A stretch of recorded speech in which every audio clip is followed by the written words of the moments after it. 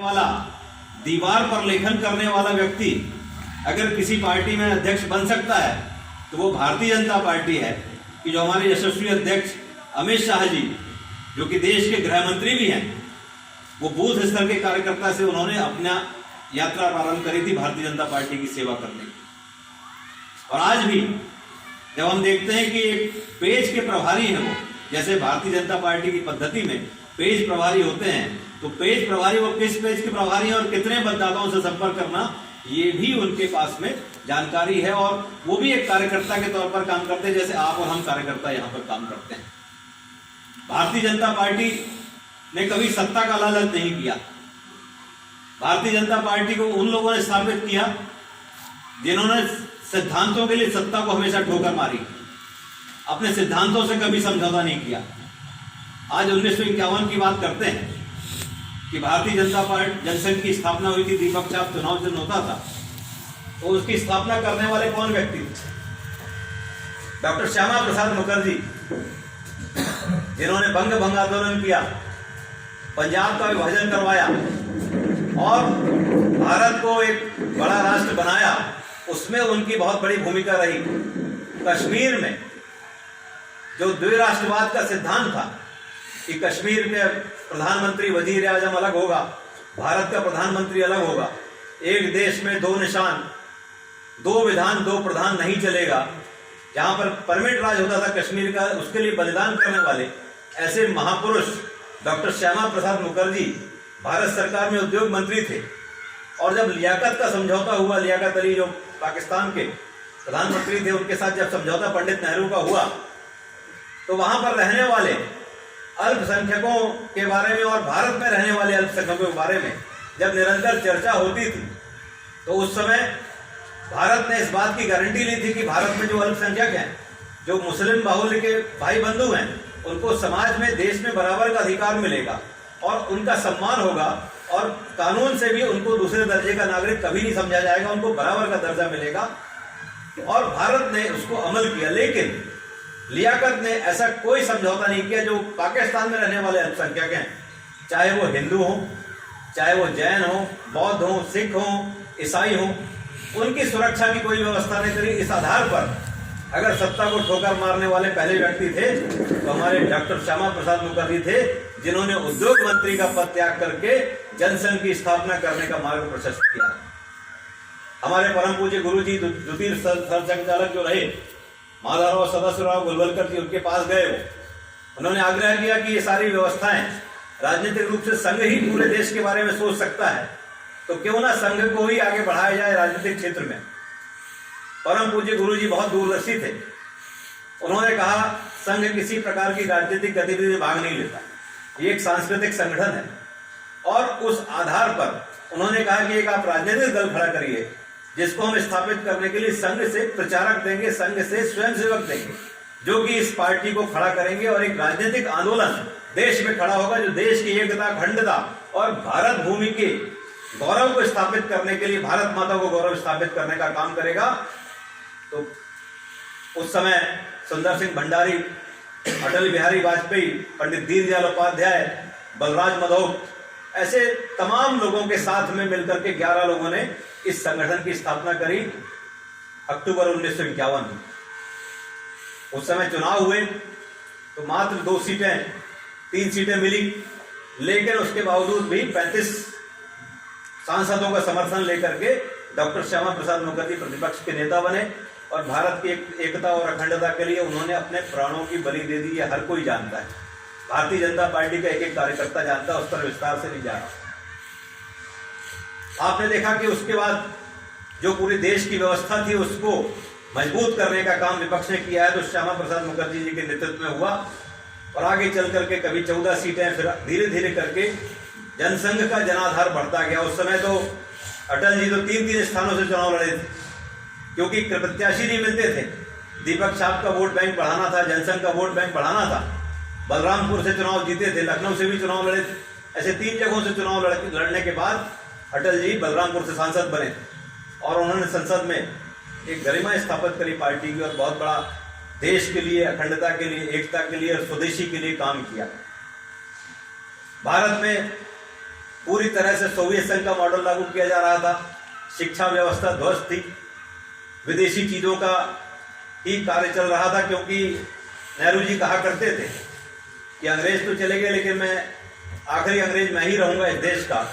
और उनके भी कैसे ऐशो आराम थे हर कोई जानता है, कपड़े विदेशों में धुलने जाते थे और जिस तरह के शौक थे उनके हर कोई उनसे परिचित है। और उन्होंने पूरी अंग्रेजी व्यवस्था को कायम रखा और वो निरंतर चलती रही, चाहे शिक्षा के क्षेत्र में हो, चाहे विदेशों की नकल करने का काम हो, तो सोवियत संघ के मॉडल की उन्होंने नकल करके पंचवर्षीय योजनाएं बनाई। भाजपा ने, जनसंघ ने हमेशा इस योजना का विरोध किया कि भारत की योजनाएं भारत की अर्थव्यवस्था, भारत की ग्रामीण व्यवस्था और भारत के लोगों की संसाधनों के आधार पर बननी चाहिए, किसी दूसरे सोवियत संघ के मॉडल से नहीं बननी चाहिए। और ये निरंतर जो यात्रा चली है, इसमें सबसे बड़ा त्याग, तपस्या और बलिदान किसी का रहा है तो भारतीय जनसंघ के, राष्ट्रीय स्वयंसेवक संघ के कार्यकर्ताओं का रहा है, स्वयंसेवकों का रहा है, जिन्होंने कितना संघर्ष किया है।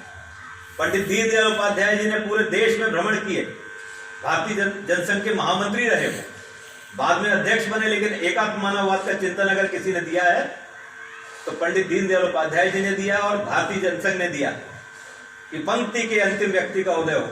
गांव, गरीब, किसान, जनजाति क्षेत्र में रहने वाला व्यक्ति, हर व्यक्ति।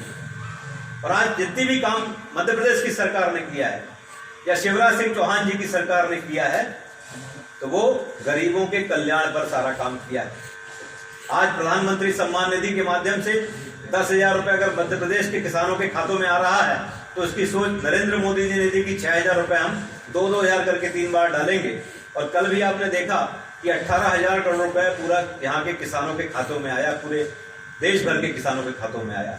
तो अंतिम व्यक्ति का कल्याण करने की सोच अगर किसी भी पार्टी में है तो भारतीय जनता पार्टी के कार्यकर्ता में, भारतीय जनता पार्टी की सोच रखने वाले व्यक्ति में। और आपने देखा कि देश में कितने दौर चले इन सब बातों के, किस तरह से लोग आगे बढ़ते रहे, लेकिन लाल बहादुर शास्त्री रहे जिन्होंने इस व्यवस्था को बनाने का बहुत प्रयास किया।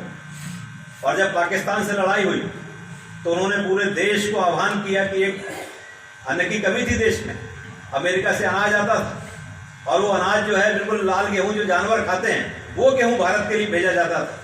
तो शास्त्री जी ने कहा हमने स्वाभिमान की रक्षा करेंगे और उन्होंने देश के लोगों से आह्वान किया कि एक दिन का उपवास करें और वही अनाज हमारे सेना के लोगों में और देश के लोगों में बटेगा ताकि भुखमरी हमारे देश में खत्म हो। और उसके बाद जो आंदोलन चला क्रांति का, हरित क्रांति और सारी चीजें हुई, तो देश में भारतीय जनता पार्टी की सरकार के समय सिंचाई का रकबा बढ़ा, किसानों का सम्मान बढ़ा, उनको लगातार सरकारी योजनाओं का लाभ मिला, चाहे वो 0% ब्याज पर ऋण देने की बात हो, किसान क्रेडिट कार्ड की बात हो, किसानों के फसल बीमा की बात हो, किसानों की जमीन के बारे में कितने सुधार कर दिए कि अब किसी के चक्कर लगाने की जरूरत नहीं है। ये कल्याण करने वाली अगर कोई सरकार है तो भारतीय जनता पार्टी की सरकार है और भारतीय जनता पार्टी का ही कार्यकर्ता इस बारे में चिंतन कर सकता है। देश में लगातार जिस तरह से जनसंघ ने अपना ग्राफ बढ़ाया, तो 1967 के बाद सारी व्यवस्थाओं में परिवर्तन प्रारंभ हुआ और कांग्रेस मुक्त सरकारों की स्थापना अलग अलग राज्यों में हुई। मध्य प्रदेश में भी सम्मिलित सरकार बनी, आपको याद होगा। विजयराजे सिंधिया उस समय उन्होंने विरोध किया था द्वारका प्रसाद मिश्र का, क्योंकि ग्वालियर में छात्रों के ऊपर जो आंदोलन किया गया था और उसमें जो विरोध हुआ था, उस आधार पर उन्होंने सरकार से इस्तीफा दिया और गैर कांग्रेसी सरकार अगर मध्य प्रदेश में बनी तो जनसंघ के द्वारा समर्थित करने के बाद वो सरकार बनी।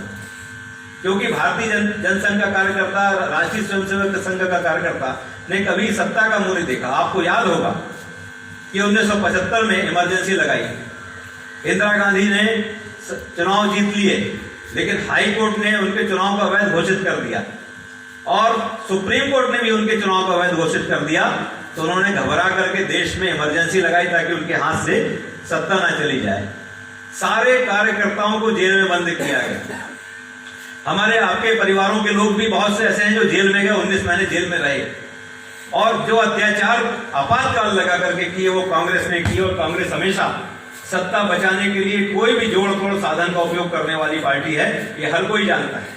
और कांग्रेस के शासनकाल में कितने राज्यों में राष्ट्रपति शासन लगा, चाहे वो अपने 1992 का अयोध्या का आंदोलन रहा हो और उसके बाद जब बाबरी मस्जिद का ढांचा हटाया गया, तो उसके बाद ढांचा हटाने के बाद सत्यव्रत त्रिपाठी जी हमारे जो वक्ता हैं वो आए हैं, उनका स्वागत है।